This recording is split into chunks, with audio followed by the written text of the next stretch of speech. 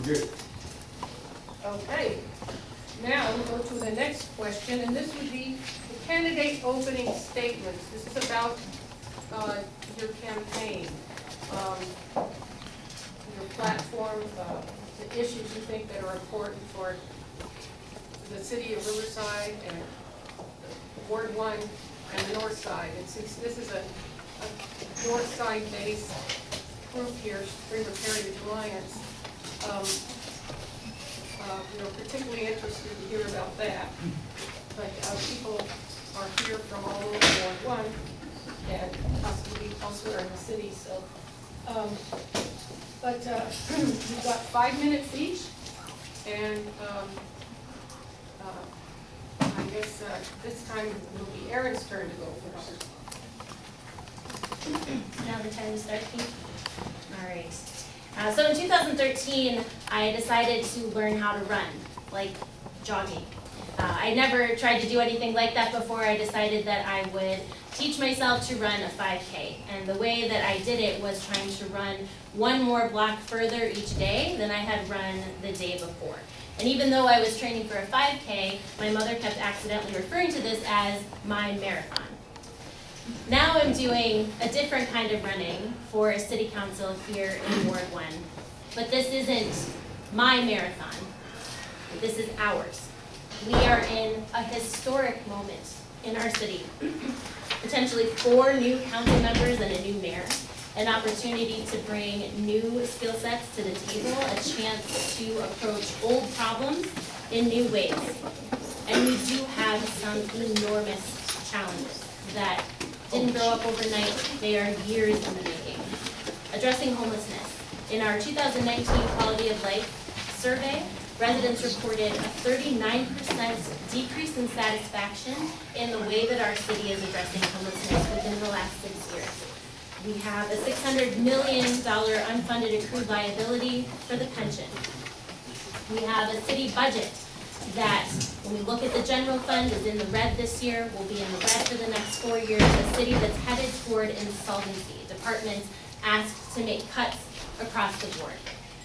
Business as usual is not working for Riverside. For the long-term health of our city, we must do better.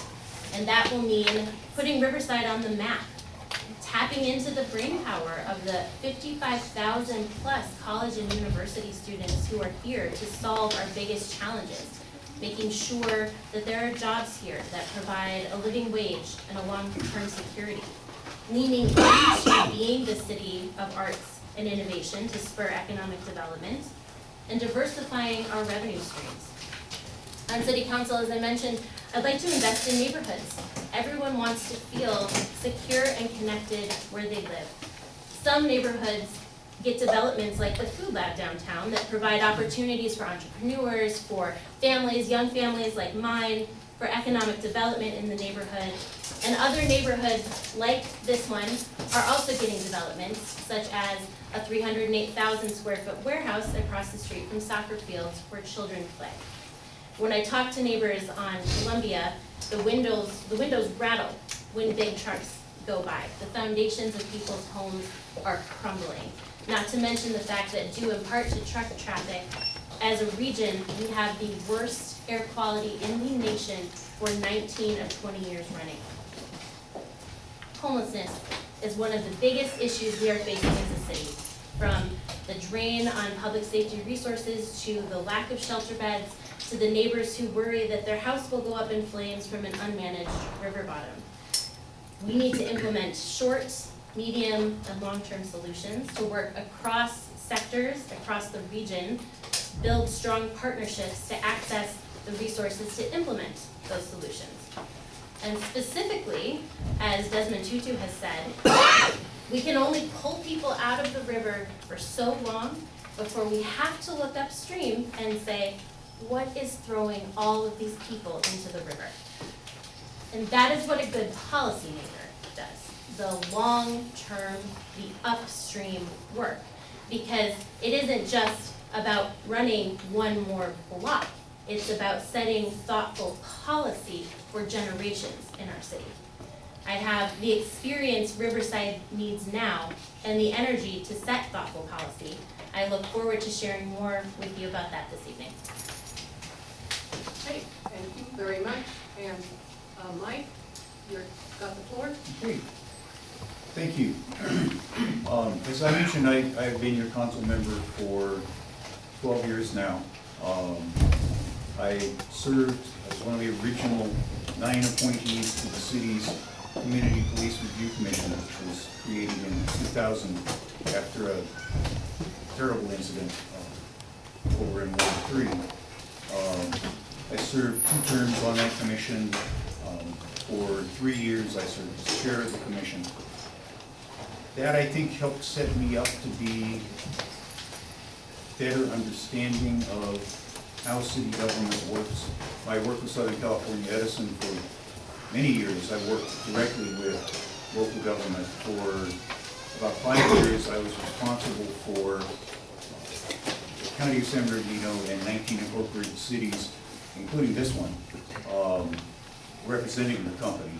I also did legislative interface and was responsible for the California Energy and Coastal Commissions.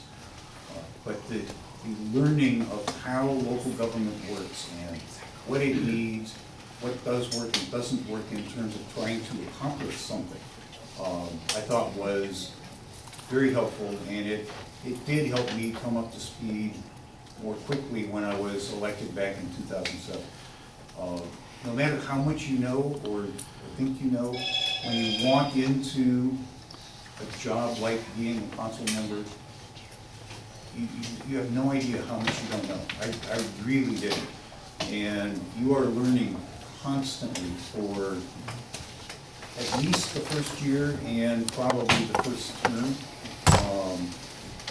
how the city works, how to get things done, who to go to when you need something. And those are all critical to being successful in the job. I think I've accomplished some important things while I've been on the council. Open space is something that has been of interest to me for many years. And I helped get the county to give the city Martha McLean Anzaneros Park. I got the council to put 16.5 acres of the Market Street frontage of Fairmont Park that had been withdrawn from the park. And my predecessor proposed to do some form of economic development on, construct offices, something. Got that put back in the park, acquired a 49-acre parcel that was subdivided and entitled for 9 houses that sits between our Mount Vernon Park site up on the upper end of Blaine Street, and is a tie between Mount Vernon Park and the Box Springs Regional Parks. There's an important trail that goes through there. That now belongs to the city and will be maintained in perpetuity as open space. It would have been houses. Some other things that I'm particularly proud of accomplishing are also park related. My predecessor wanted to build a housing development anywhere from 600 to 1,100 housing units. It changed over time on the site where Bonaminio Park sits today. And I led a neighborhood group that helped keep that from happening. Ultimately, my predecessor agreed with the community that building a park there was the right thing to do. That property came into the city's possession when Riverside Community Hospital took a major piece of Evans Park, our city's Little League park. They bought a dairy and gave it to the city as a future park site. So I got that part done. I thought that was very good. As Aaron said, and I think everybody in the room agrees, the #1 issue facing all of us today in our city is homelessness. And what do you do about it, and how do you treat it? And I think it has to be a 2-pronged approach. We need good services for those who will take them, and we need to work with those who are not yet ready to take them and try to get them to take the services. Particularly, this is true in substance abuse and mental health services, but we need an enforcement component. the fact that a person is homeless does not give them the right to violate the law, to impose on other people, to trespass on other people's property, to pollute our river. So we have to have the enforcement component to make it work, and that will help push some people into accepting services. And my time is up. Yes.